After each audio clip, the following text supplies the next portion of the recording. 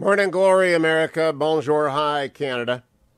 Say a prayer for the Americans and the Allies abandoned in Afghanistan by Joe Biden. I'm Hugh Hewitt, live inside the Beltway on August 31st, 2021, a day that will live in shameful history of America. My phone number is 1-800-520-1234. Tell me what you think about abandoning Americans and allies in Afghanistan to terrorists. It's actually unbelievable. I still can't believe that we did that.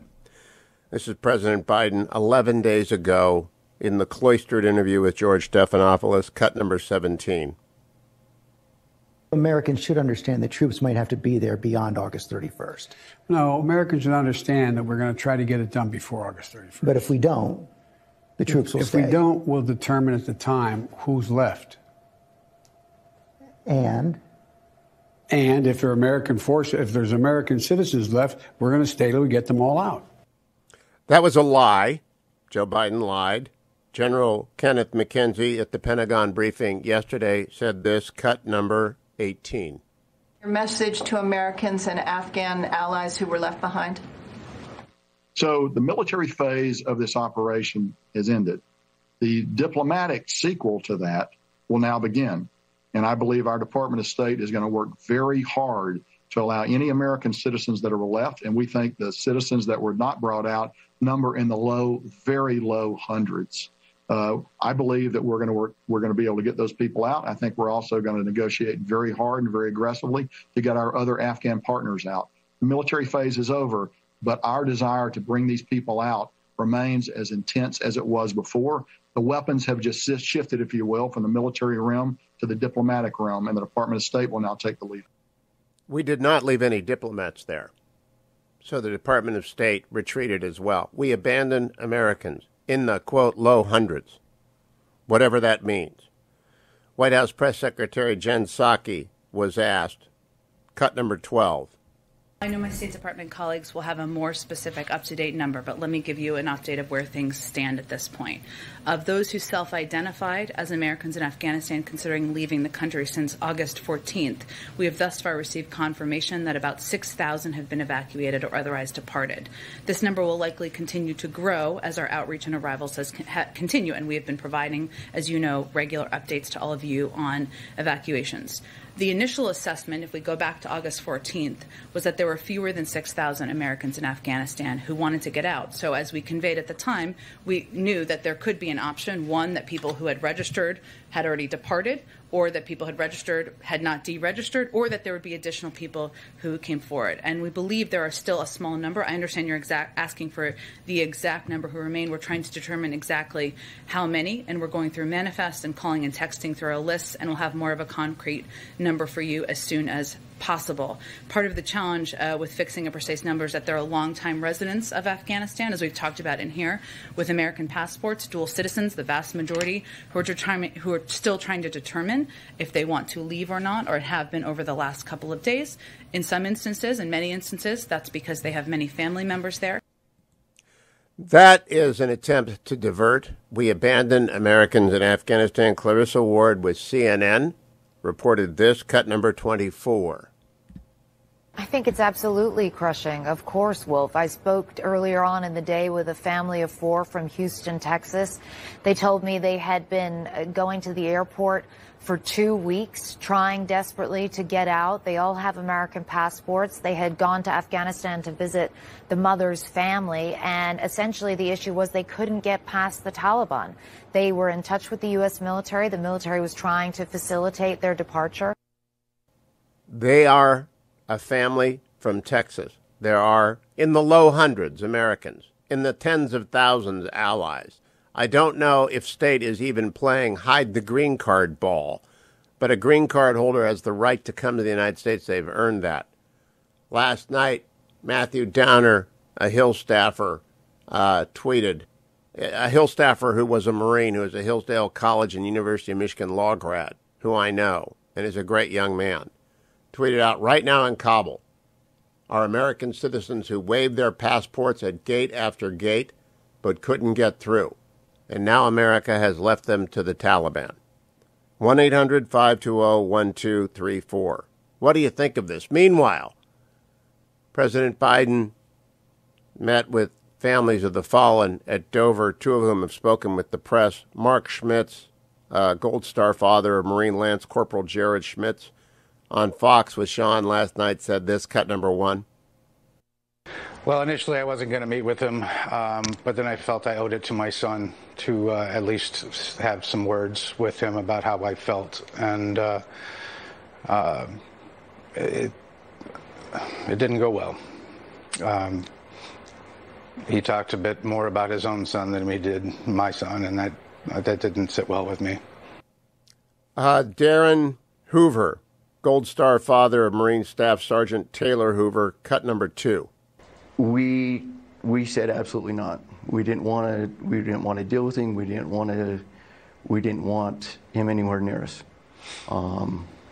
We as a family decided that was the way it was going to be.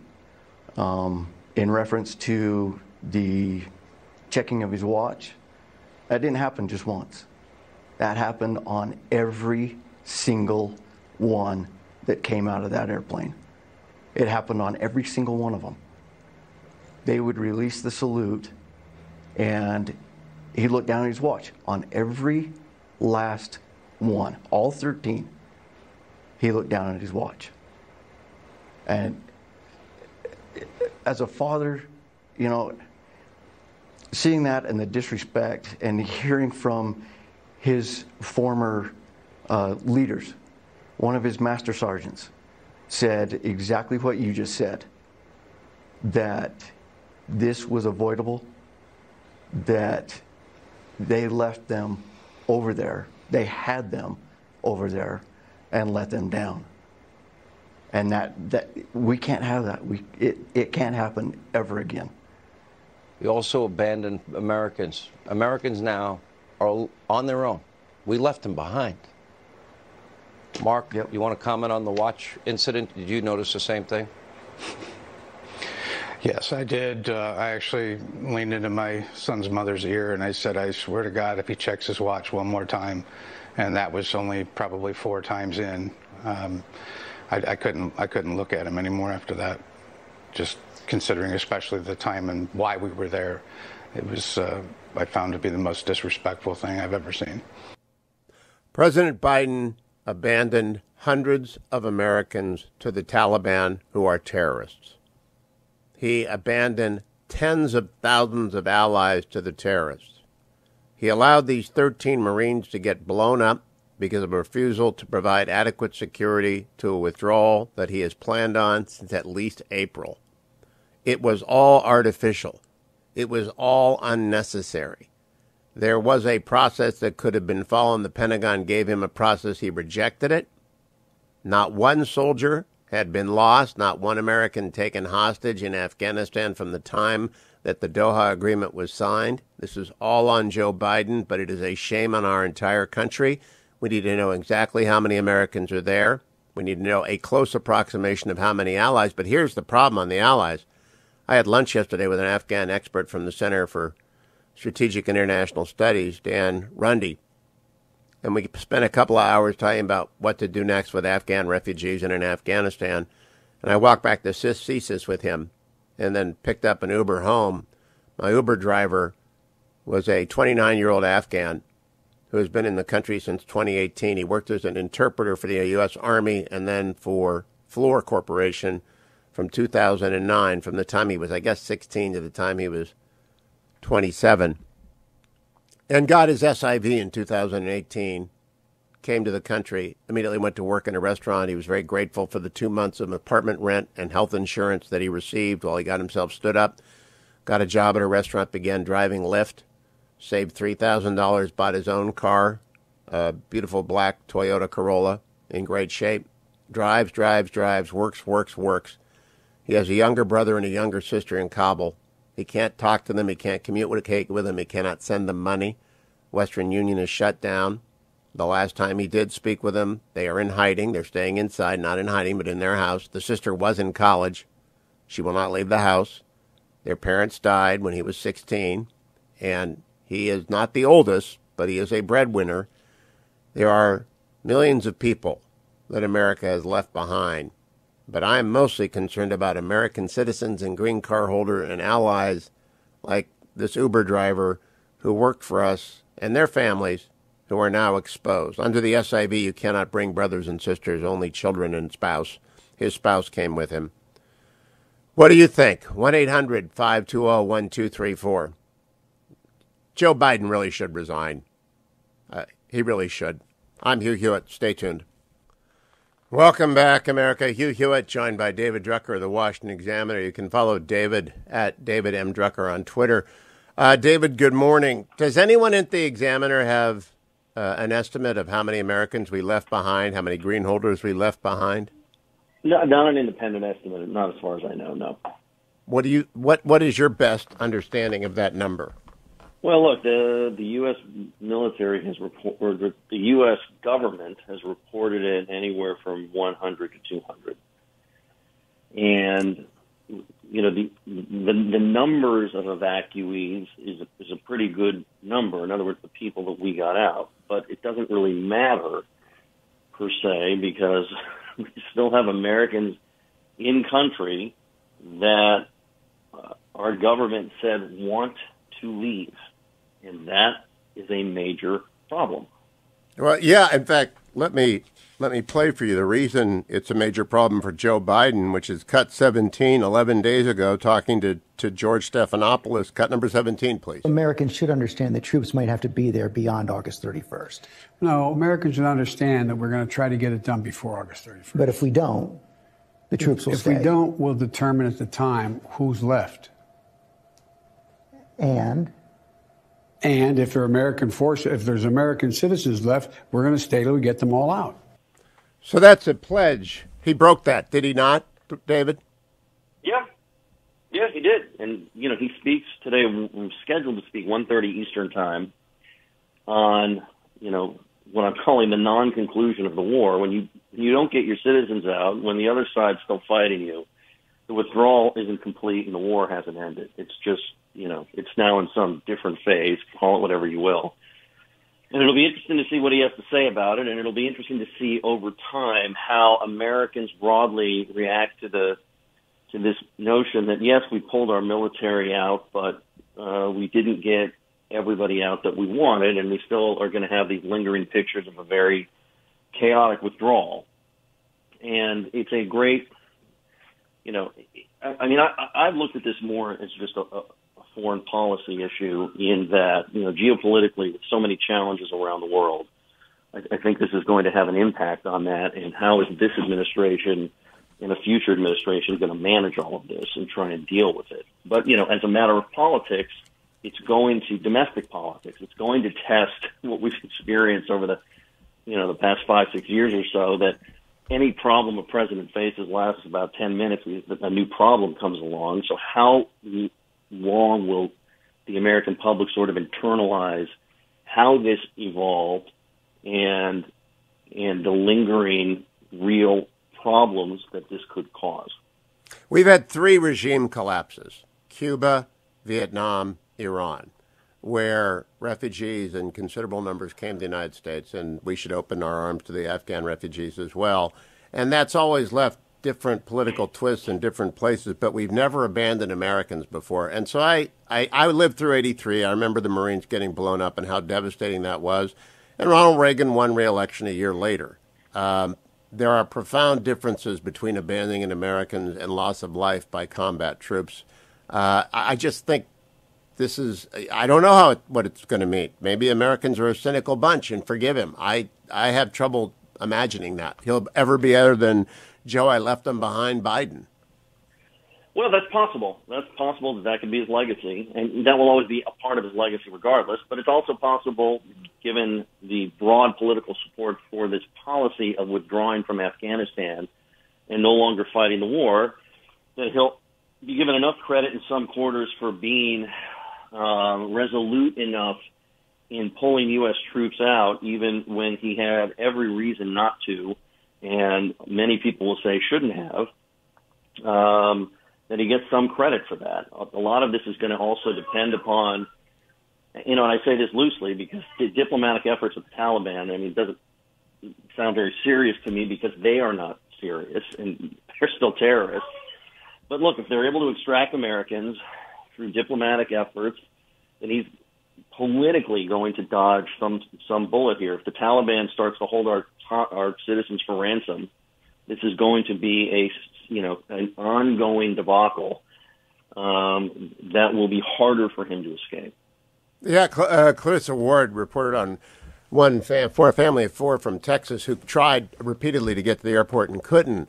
Well, there are at least 100 stories in the naked city, and there are hundreds of thousands of allies, and I think we won't forget them either.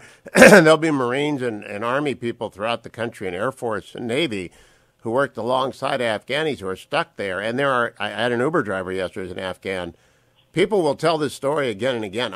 I just think it's so shameful, David. It'll be an interesting day, and I don't care what he says today. I've watched every speech. I'm not going to watch today. Today's just an excuse. Before that, there was news. Today, it's just, I'm sorry. He can apologize and resign for all I care. That's not going to happen, but that's what he should do. Last word, David. Thought? Well, look, let's see how Congress reacts to this. As a side note, when they return in September, and how much pressure he gets from Democrats, never mind Republicans, to try and explain this in some oversight hearings. Yeah, good luck with that. He can't explain it at a microphone with an unlimited amount of time and no questions. David M. Drucker on Twitter. I'll be right back, America. Byron York joins me next, as does Iowa Senator Joni Ernst. Stay tuned. Morning, glory, America. Bonjour, hi, Canada. Say a prayer for our Americans and our allies abandoned by Joe Biden in Afghanistan. Our first guest this hour, live in the Beltway, is Byron York of the Washington Examiner. You see him on Fox News. Good morning, Byron. Good morning, Hugh. What's your assessment? Well, it's the end that we should have seen coming for the last couple of weeks. It was really going to happen. And I also think that as you listen to Secretary of State Blinken speak over the last couple of weeks, it was also clear that they were never going to get every single American out of Afghanistan who wanted to get out of Afghanistan, if there were some tiny number who didn't. But anyway, it was pretty clear. Plus, the thing that was really clear was that the entire operation was dependent on the goodwill of the Taliban. And last night at 9 o'clock, Ned Price, the State Department spokesman, tweeted, quote, "The Taliban needs to meet its commitments and obligations in Afghanistan on freedom of travel, respecting basic rights of the people, upholding its commitments on counterterrorism, not carrying out reprisal violence against those who stayed, and forming an inclusive government," which is kind of an Alice in Wonderland sort of position of the State Department. But here we are. Byron, I have not seen authenticated the helicopter hanging video. Do you believe it to be true? I don't know. I have seen that video, and I have not seen any other evidence of Taliban actually flying the Black Hawks as opposed to standing around looking at them. Now, have you got any authentication?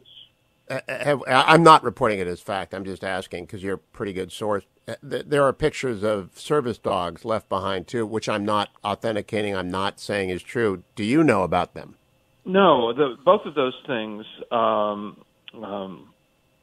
mentioned to me in the break before we started talking. I said, I've seen them both, but they're the sort of thing you say, I saw it on the internet. Yeah, I'm just telling people, don't take it to the bank. We don't know that. I do know what General McKenzie said. Americans in the low hundreds. Do you have a minimum number? I can't understand why we don't get a minimum number. I mean, low hundreds. How many is at least? Is it 101? Is it 201? Is it 250? I've heard all sorts of different numbers. Well, the Secretary of State Blinken yesterday said, or last night said, that it was no more than 200, maybe closer to 100. And here again, he was unclear, just as officials have always been unclear the whole time. What, and does that include green card holders, Byron? Do you know? I mean, these are not hard questions, but they've avoided them from 3 different podiums for 3 weeks, which is citizens, green card holders, allies. And it's 3 different questions, 3 different podiums, never answered once in 3 weeks. Correct. And by the way, the allies, the whole allies question is unclear exactly what all of our standards are for the release for the evacuation of allies. Last night, I just found it here. Blinken, in his remarks, said more than 123,000 people have been safely flown out of Afghanistan. That includes about 6,000 American citizens. So we're talking 6,000 Americans, 117,000, perhaps loosely defined allies, I don't know, and somewhere between 100 and 200 Americans who are still there. And I believe green card holders ought to be called Americans, because if you got a permanent resident card, you're an American. You're not a citizen. You can't vote, but you're supposed to be able to get back to the country, and we've always admitted you without question.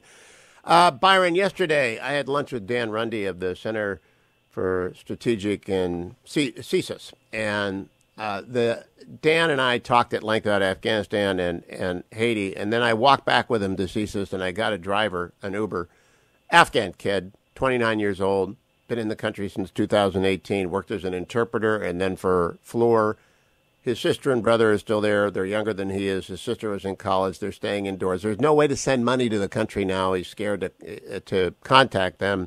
He used the word confused repeatedly. He's not visibly angry at anyone. He's just confused and sad and despairing and working harder because he's going to have to get enough money to get them to a border somewhere.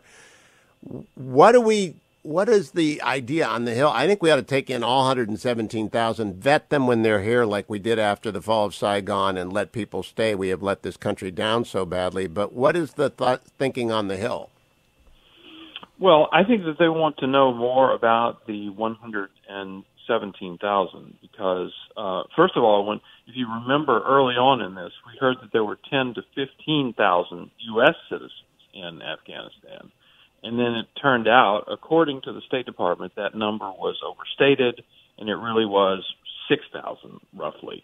And Blinken says those 6,000, with the exception of somewhere between 100 and 200, Americans have been evacuated. And by the way, on the 100, 200, they've been very squirrely on the question of whether U.S. forces simply haven't been able to get to them. They really want to leave, but we haven't been able to get to them, or they didn't want to go. And it seems clear that there are some Americans who really want to leave that the United States was not able to get to in those frenzied last days. Matthew Downer, I don't know if you follow his Twitter account, Hillsdale grad, Marine, University of Michigan lawyer, Hill staffer now, tweeted out last night, I know him well, right now in Kabul are American citizens who waived their passport at gate after gate but couldn't get through. And now America has left them to the Taliban. I believe Matt Downer. I do not believe the 3 podiums.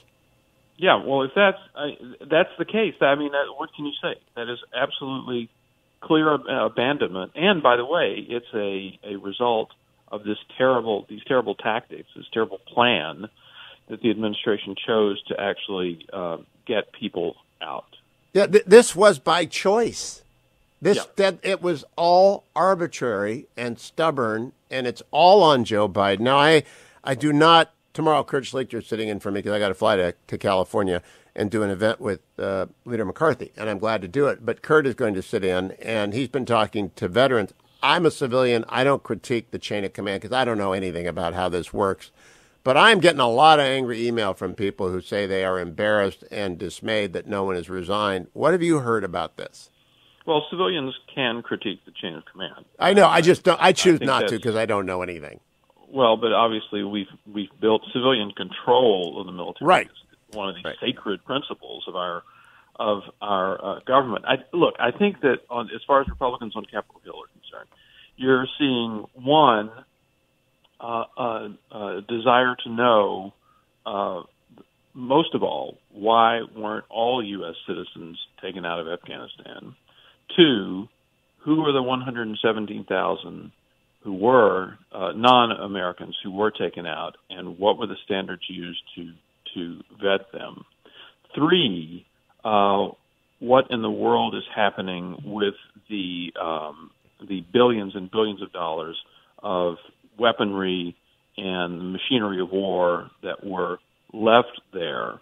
And then 4, what is going to happen as far as the continuing relations, quote, with the Taliban? So all of those are pretty questions. I just want to know why the failure to plan. My driver yesterday had his SIV. I said, how long it take? 6 months from application. He found the Army unit that he worked for, and he found the floor executive that he worked for in services for 10 years. They both signed on. He was allowed to bring his wife. He could not bring his siblings. The SIV process took 9 months. And the refugee assistance was for 2 months, and then he was up on his feet and working 2 jobs. I want to know why, if Joe Biden was so damn certain we had to leave, why he didn't give himself 9 months to get everyone out. He also, by the way, someone told me our embassy there is an $8 billion building. Yeah. And it's now an $8 billion Taliban building. And, I mean, what can you say? That if you look at the projections from the Biden administration for how long the Afghan government would last, they all projected it would last a month after the United States left. And it was one of the worst projections ever. So there's the other question is, why were they so wrong about that? Many, many questions, but in Joe Biden's speech today, he needs to accept responsibility and just resign. I know he won't, but that's what he should do. Byron York, thank you. I'll be right back. More of your calls coming up on the Hugh Hewitt Show. Welcome back, America. I'm Hugh Hewitt. Senator Joni Ernst joins me. Good morning, Senator. Hey, good morning, Hugh.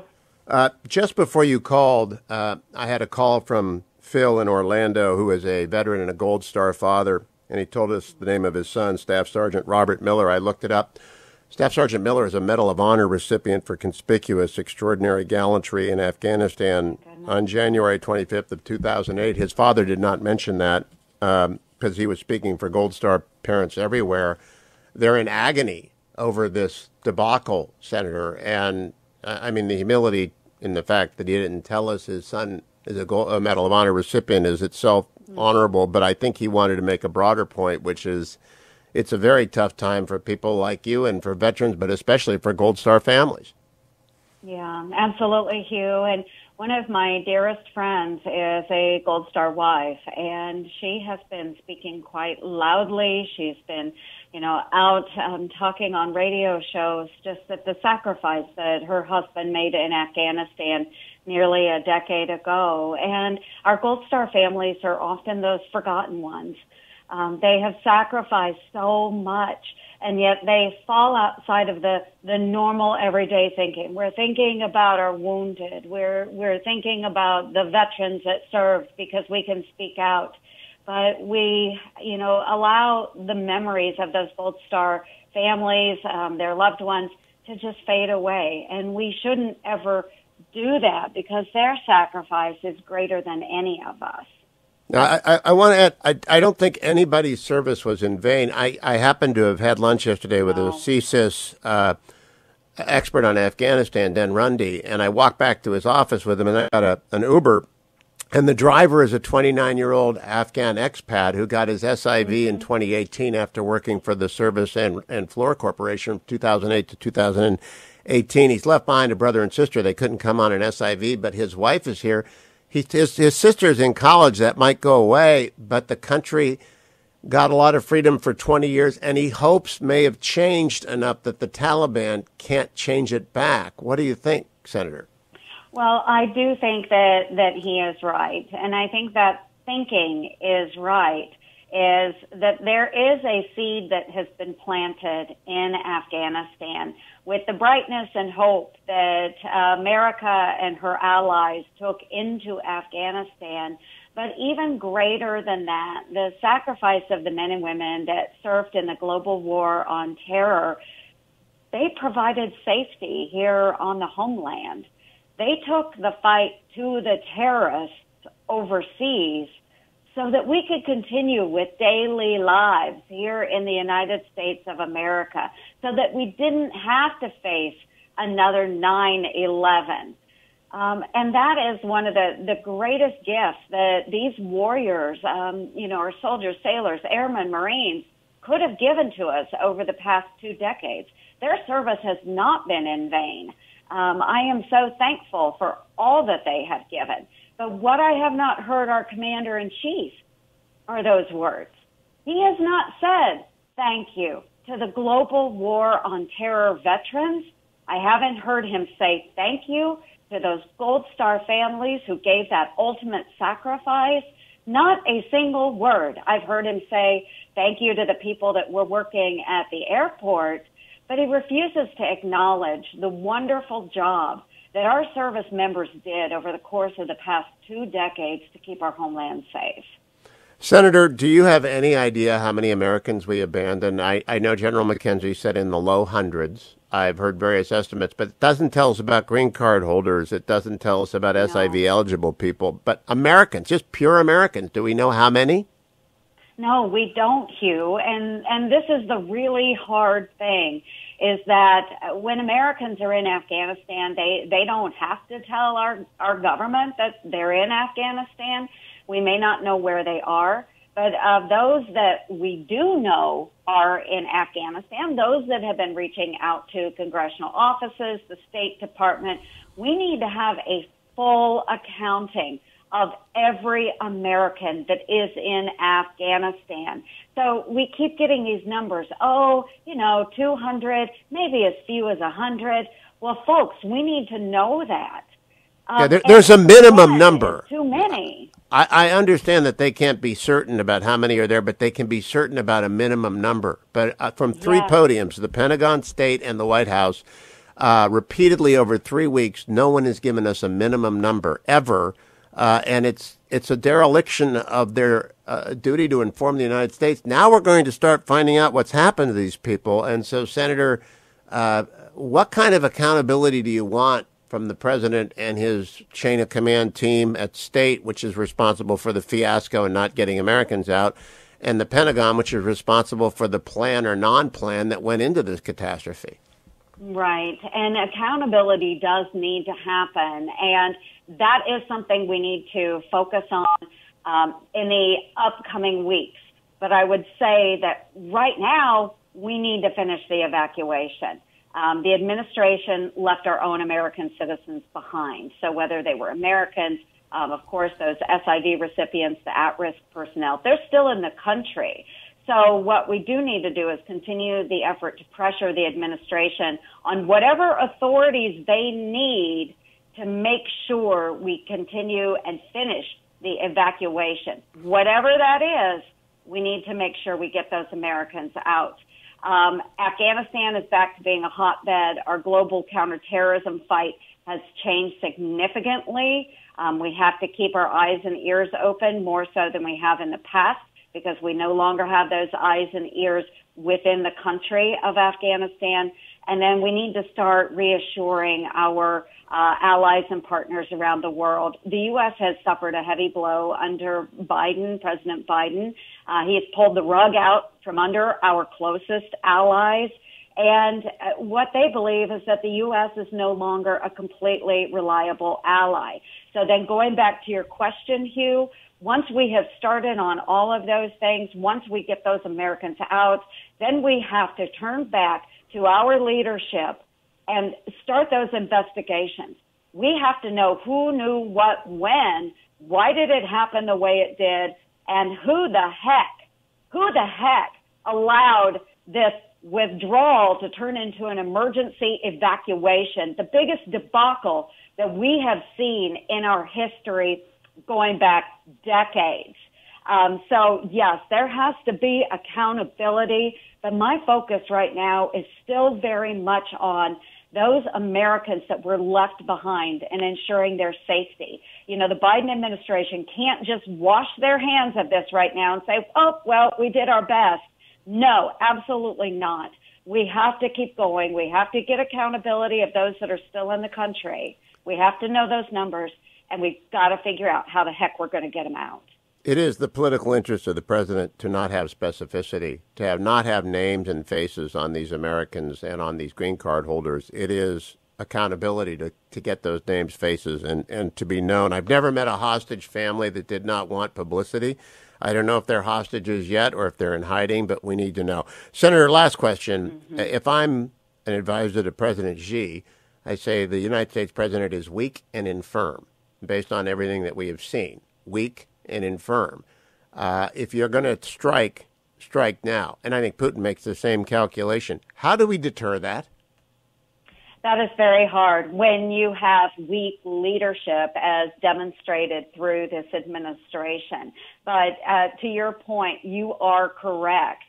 So what we need to do, whether it is through our Department of Defense, whether it's through our Department of State, we need to start shoring up our systems. I think that certainly this is a great time for a gray zone attack, something short of war that the Russians and the Chinese could capitalize on. But certainly we are weakened now, not only in the country of Afghanistan and across the Middle East, but we are weakened in the eyes of our friends and allies. This is a really bad place to be in. But very perilous. We need to be clear-eyed on those attacks coming.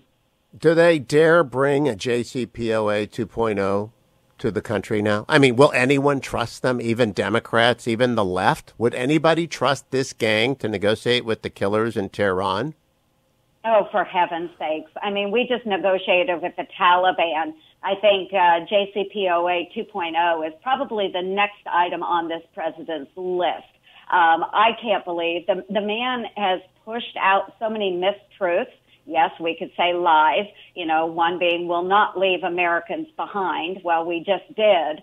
And the other was promising Israel that Iran would never get a nuclear weapon. And that's exactly what a JCPOA would provide for, is a pathway, a lengthened pathway to nuclear capability by Iran. So I don't trust this administration. Our American public should not trust this administration.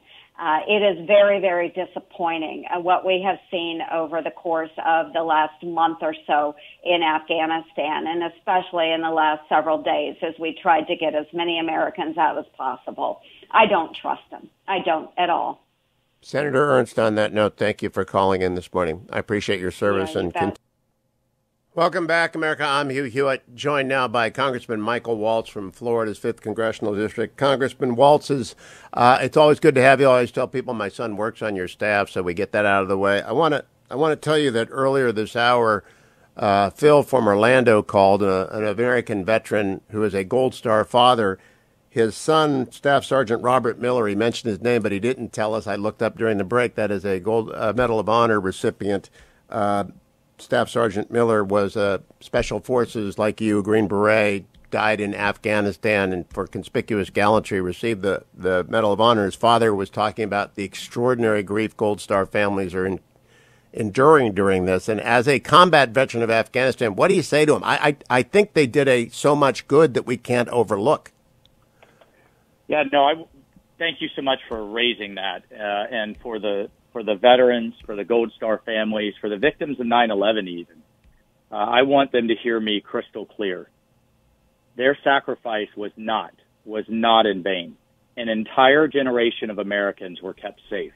An entire generation grew up without having to worry about planes flying into buildings, without worrying about suicide bombers on school buses, and having to worry about terrorism coming here at home, at least not emanating from Afghanistan.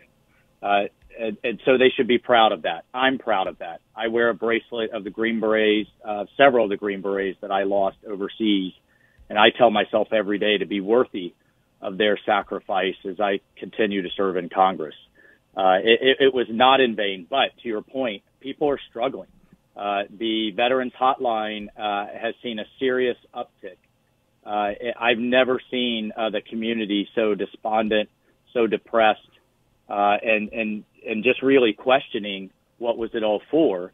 And I think that's because how this was done. It's just shameful. It's more so, Hugh, the fact that we left so many behind, and that we left so many of our allies behind. I mean, I personally had one of my interpreters beheaded at a Taliban checkpoint.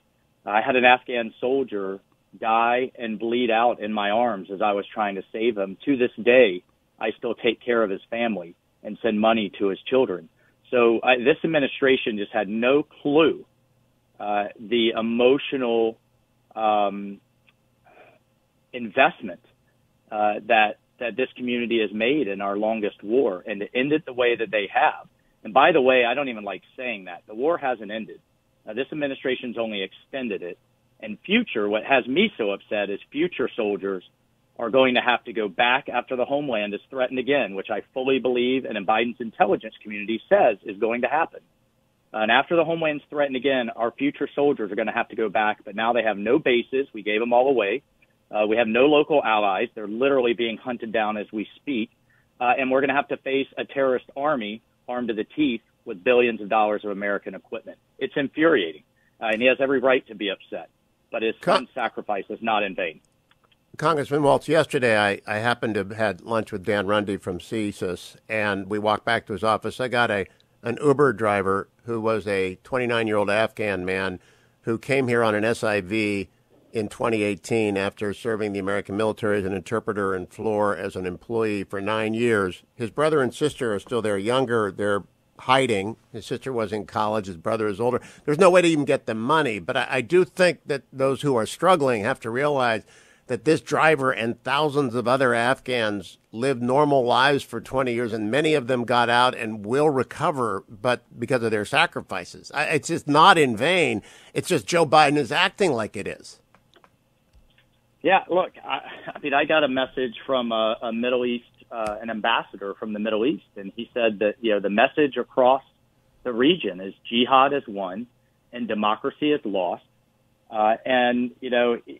He said to me, I cannot even get started on how bad this is for your country, its image, and its objectives around the world. It's not a policy issue. It's a moral disgrace. This is from an allied ambassador. I think the ramifications of this in the veterans community, amongst our allies, and certainly with our adversaries, is going to be felt for a generation. Last question, Congressman. Already. Yeah, sure. Does it fade? I remember Beirut and how terrible it was when we lost hundreds of Marines, and a year later, President Reagan was reelected. Does this fade like a campaign cycle? Because it sure seems like Team Biden is treating it like a campaign story that will fade in 2 weeks. Yeah, so yes and no. The White House communications shop is, I think, breathing a sigh of relief, because I think by the end of this week, without American soldiers on the ground and those horrific images in Kabul International Airport, which was never defendable, I think they are hoping to move on. However, here's the difference in Saigon. Here's the difference in Beirut. I don't think there's any reasonable expectation the Viet Cong were going to follow us home and hit us again. Al-Qaeda fully intends to. ISIS fully intends to. And now they have an entire country to work with. And again, billions of dollars of American arms to work with. And the intelligence is clear. They fully intend to.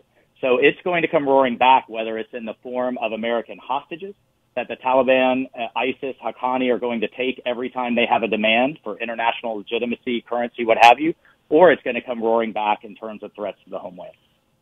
Congressman Michael Waltz from Florida's 6th Congressional District, thank you for joining us. I will be back, America. Follow him at Michael G. Waltz on Twitter. Follow me at the next hour of the Hugh Hewitt Show. Thank you, Congressman.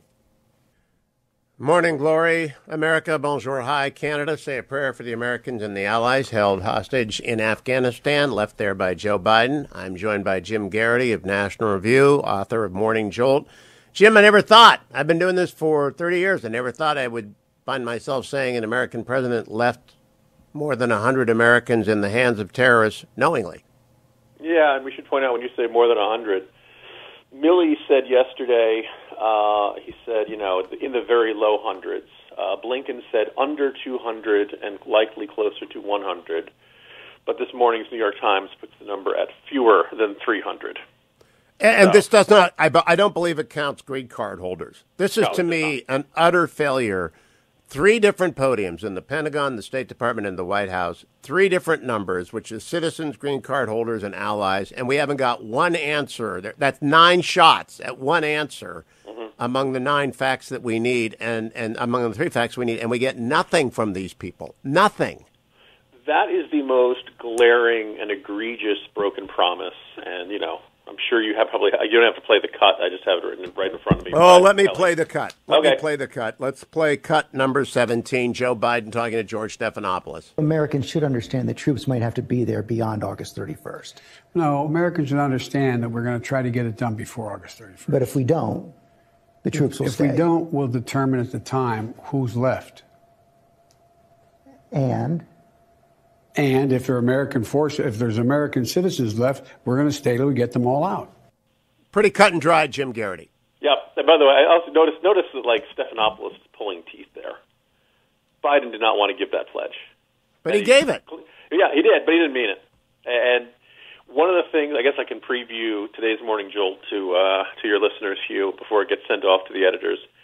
Everyone has given, or maybe I'd say not enough people. A lot of people have given Biden grief for that July 8th speech where he says the likelihood that there's going to be the Taliban overrunning everything and owning the whole country is highly unlikely. But in that speech, Biden made a lot of pledges and promises. He said the drawdown is proceeding in a secure and orderly way. He said we provided advanced weaponry to the Afghan army. Of course, it's now in the hands of the Taliban, who are now flying our helicopters and hanging people from them. Not confirmed yet, but yeah, I've seen it. Yeah, it certainly looks like that. It's hard to believe it'd be anything else. I don't think they're just going for a joyride, and this guy's just hanging down for fun. He said they will ensure they have the capacity to maintain their Air Force. That was a lie. We'd already cut support to their Air Force. Right. He said he'd assured Ghani that U.S. support for the people of Afghanistan will endure. We will continue to provide civilian and humanitarian assistance, including speaking out for the rights of women and girls. As your listeners probably know, women have been told to stay off the streets by the Taliban spokesman because the Taliban soldiers, quote, they don't know how to be around women yet. They haven't learned to accept women in public places yet. So you have to stay in your home until they're cool with it. It might take a while. He said, I intend to maintain our diplomatic presence in Afghanistan. We no longer have a diplomatic presence in Afghanistan. He said he's going to continue to work for the release of detained Americans, including Mark Freerichs. He's still in Taliban custody. And then Biden said, we're going to continue to make sure we take on the Afghan nationals who work side by side with U.S. forces, including interpreters and translators. As your listeners probably know, Hugh, we've abandoned tens of thousands of them. He said, our message to those men and women is clear. There is a home for you in the United States if you so choose, and we will stand with you just as you stood with us. And then we left them to die, Hugh. I want people to know that we take no joy in this. This is actually, Jim has been as outraged as I have been and as adamant in print for a long time. This is not political haymaking. We're genuinely ashamed of what the United States has done. I think we would say the same thing if Trump was in office. I know I would. What? Some of us did. Yeah. But I mean... Abandoning the Kurds, letting the Turks roll over them? Yes. I don't think this is even closely comparable to that because there weren't Americans there. I'm talking about American citizens, Jim. And we're the guys who helped us go after ISIS. They did. Put their necks on the line. And I understand the argument, but I think there are different category differences here that we have to respect. This is a first time ever that we have left American citizens knowingly in terrorist hands. We have worked for years to get a dozen American citizens out.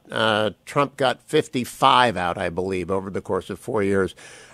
People being held against their will and hostages. And we just doubled, if not tripled and quadrupled the number on the special hostage envoys list.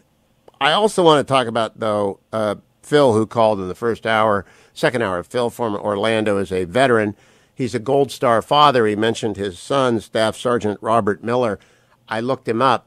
That is a Medal of Honor recipient for conspicuous gallantry in saving his captain and squad in a province in remote Afghanistan in 2008. Every veteran, Jim, is just in agony because they had friends and countrymen bleed and die there, and we left them. It is really hard to say to veterans. First of all, if you're a veteran listening to this and you're having a hard time, and Lord knows every single American would understand why you're having a hard time these past few weeks, please talk to somebody, please call somebody, please know there are people who care about you, and please know we want you to get through this as best you can. That said, I can't give them a good answer of what this was all for. And it's one of the things that's been fascinating. I was talking to someone who was helping us work on our kitchen, and she knows veterans who are served in Afghanistan, and they said they've been hitting the bottle in the last 2 weeks. There are so many Americans who, I was saying this to her yesterday, Hugh. This has gone on for the last 20 years. This is the story of our lives. This is the story of our adult life. I was a mid-20-something when 9/11 happened, and we knew that this was it. This was Afghanistan. This is one of the grand callings of our time. And whatever we felt on nation building or something like that, we knew that this threat had come up from this far-off land that most Americans paid almost no attention to. They blew up the Buddha statues, and we said tisk tisk. But it was far off. It's not the U.S. was never an imperial power. We didn't run around looking for them to completely fix their country. We were completely content to let the Taliban be the bastards that they are, as long as they didn't come after and kill Americans. But instead, they ran a bed and breakfast for Osama bin Laden. Instead, they hosted the Al-Qaeda. And that's why we had to go over there and do something. And, it took us the 90 days to knock them out of power. And it was then, okay, what are we going to replace this with? We could have left, but it probably, so based on what we're seeing here, maybe by 2002, 2003, we would have said Taliban would have come back. Our biggest message to the Taliban is stop hosting anti-American terrorists. Stop hosting people who want to kill our citizens. If you do that, we'll let you get away with almost everything. And that was the head of Osama bin Laden's security returned yesterday to the country. He did. There's I don't often have kind things to say about the Daily Beast, but they have a terrific story where they talk to all kinds of counterterrorism experts who say this puts us at much greater risk. We don't have an embassy. We don't have a place to collect intelligence. We've lost our partner, which is the Afghan intelligence service. We have an enormously degraded ability to keep track of what's going on the ground. When these guys have Al-Qaeda, and by the way, everybody in the Islamist world, all across the hemisphere, is looking at this and saying, this is the best day since 9/11. Yeah, it was a mistake to leave. It was a mistake to leave. It was a mistake to leave. Now, Jim, I do want to say to the people who think it wasn't worth it, I had an Uber driver yesterday, an Afghan 29-year-old, who got here in 2018 on an SIV after working for the American Army and floor for 9 years, whose sister and brother are behind, but he and his wife got out. SIV does not allow siblings to come. There are thousands and thousands of people like that, and there were 20 years of freedom in Afghanistan, and maybe the Taliban can't be as barbaric as they were, although he said they are stupid, they can't even read the Quran. He used the word confused repeatedly because he doesn't understand what happened. It doesn't compute, but he's driving a 2018 Corolla and Ubering and restaurant working. He's doing what every generation of catastrophe does, whether it's the Irish famine or the Iranian Revolution or the Cuban Castro head fake or Vietnam. They all come here and it was not in vain. It was just a lot more was wasted, and the danger is back. Well, we gave them 20 years of a potential for something better. That's 20 years of girls in school. That's 20 years of girls walking down the street and not being afraid that some maniac's going to throw acid on their face because they're showing their face. That's 20. And I do wonder, you're starting to hear the first reports about how the Taliban's going to have a really tough time ruling. Oh, I wish you thought about that ahead of time, guys. They have no economic... Like on the one hand, life in Afghanistan, which has never been easy, is about to get much, much harder. The economy, there's a drought and there's a famine. Yeah, they run out of food in about 2 months. So, and what do you think? The Afghans going to be, the Taliban's going to be great economic reformers and are going to drive all this great innovation? I got a first-person lesson on that. These people have never been out of the countryside. All they do is shoot and kill and eat around a fire. Darkness is descending. I'm not going to listen to Biden today. I've watched every speech. I've listened to every word. I no longer care. I left him behind Biden, and I don't think I will ever forgive him, Jim. Last to you. Will you? You can go back to his July 8th speech. Everything he said there was a lie. On that note, Jim Geraghty, National Review. Thank you, Jim. Be right back. Welcome back, America. I'm Hugh Hewitt, joined by United States Senator Tom Cotton. Good morning, Senator. Thank you for joining me. Good to be on with you, Hugh. I can't say it's a good morning after Joe Biden's completely disgraceful abandonment of American citizens and so many of our Afghan allies in Afghanistan yesterday. So it's actually, in my opinion, a pretty mournful morning for America. It is. I got a number of specific questions, Senator. You're on Senate Intel. Has anyone told you the number of Americans who have been left behind, the number of green card holders, because I believe they are counting them in a separate category, and the number of allies eligible and known to us that we left behind? Hugh, not beyond what we've all read in the news or we've seen from some of the hapless briefings of Joe Biden and his senior national security team. We're not in session at the moment, so senators are scattered across the country and not near secure facilities for that kind of classified briefing. But also, I'm not sure the State Department, in its ineptitude, has a good handle of it. Yesterday, Tony Blinken tried to minimize the number of American citizens left behind in Afghanistan, but Frank McKenzie, the head of Central Command, said that it was in the hundreds. And you make a good distinction that we saw firsthand over the last few days, Hugh, American citizens and green card holders. Of course, we have to focus first on getting our citizens out. But as you know, Hugh, green card holders are just one step away from citizenship. They have the legal right to live and work and travel to and from the United States. In many cases, green card holders are married to, the children of, the parents of American citizens. And my staff who worked on this evacuation in a kind of freelancing way over the last 2 weeks encountered many cases in which green card holders were turned back. And the State Department in the Kabul airport were only accepting American citizens. Another shameful chapter in this disgraceful exit from Afghanistan. And then the third category, you say, is going to be much larger, Hugh.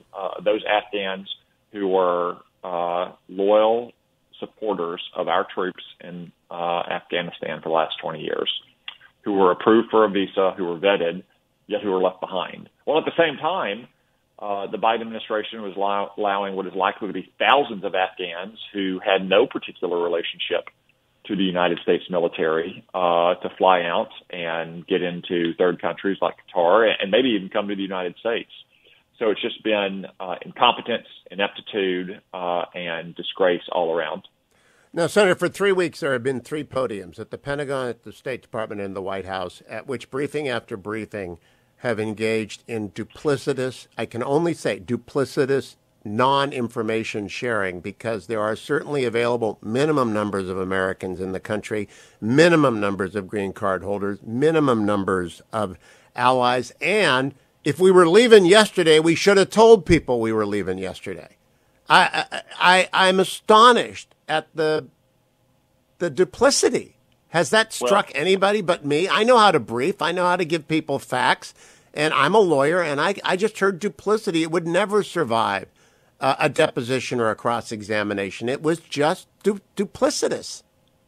And it won't soon survive congressional oversight that is coming about this fiasco, both looking backward at what happened, decisions like closing down Bagram and sticking to the arbitrary deadline of today, also looking forward, the Biden administration's plan for how to manage more than 125,000 civilian evacuees. I'm glad they're all out of Afghanistan and out of the grips of the Taliban, but that doesn't necessarily mean they all have a right to come and live and work in the United States.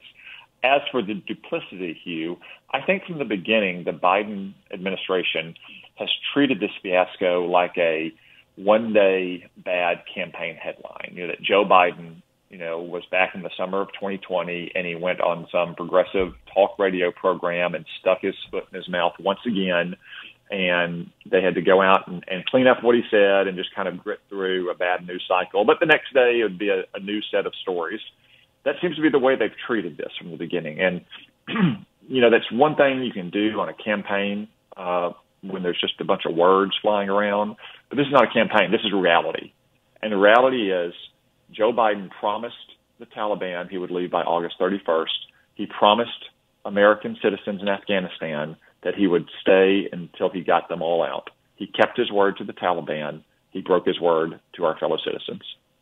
Now, Senator, you have been involved in conduct of oversight on the war for many, many years now, and you fought the war. You were in Afghanistan. One question about the Doha Agreement.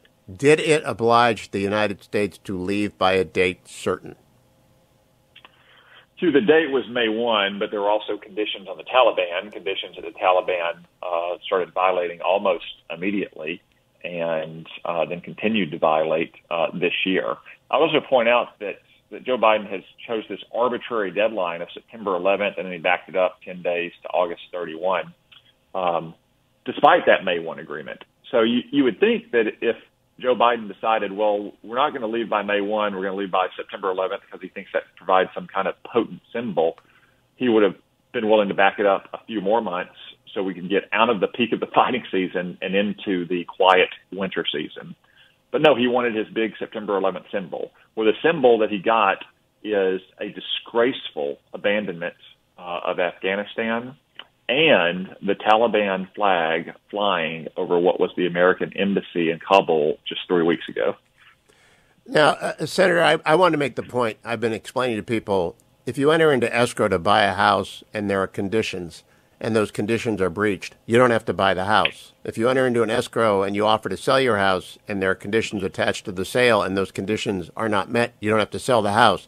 The Doha Agreement was an escrow on a process that was supposed to result in a coalition government and with guarantees of security for American allies and American citizens.